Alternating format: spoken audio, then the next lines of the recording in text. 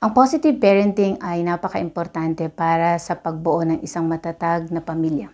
Ang mga bata habang lumalaki sila, kailangan nila ng isang mapagmahal, mapagkalinga na magulang para tulungan sila kung paano mag-navigate ng kanilang mga pakiramdam, matuto ng mga bagong paraan or skills, makapag-cope ng mga sa stress at magkaroon ng healthy na relasyon sa kanilang paglaki.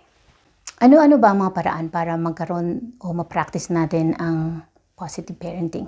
Yung una, kailangan natin mag-create ng isang ligtas at masaya, interesadong environment. So, yung lugar na kinikreate natin sa mga bata ay dapat nag-aalaw sa kanila na mag-explore at makadevelop ng kanilang skills at safe sila dun sa pag-explore na yun. Yung pangalawa, magkaroon tayo ng positive na learning environment. Pag sinabi natin positive environment, ito yung hinahayaan natin ang mga bata na magbigay ng kanilang ideas, opinion, na hindi sila natatakot at alam nila na susuportahan sila at naiintindihan sila ng kanilang mga magulang. Yung pangatlo, kailangan merong disiplina.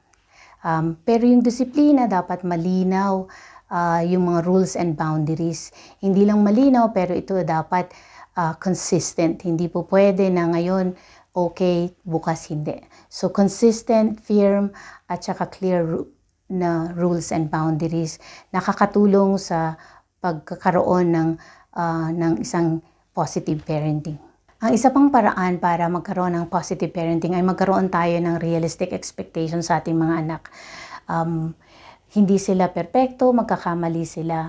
Pero ang importante, alam ng mga anak natin na kapag sila ay nagkamali, nandyan tayo para sumuporta sa kanila. Ang pinakahuli ay alagaan natin ang sarili natin bilang magulang.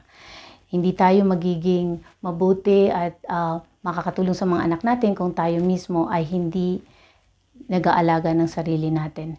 Make sure na nagkakaroon din tayo ng mga break, nagsi-self-care o yung oras, yung tawag natin, me time, para makapag-recharge, makakuha ng energy at maging malakas tayo sa pagharap uli sa susunod sa kanila. Maaari tayong mag-spend ng time sa ating mga kaibigan at ating pamilya bilang isa sa mga self-care activities natin.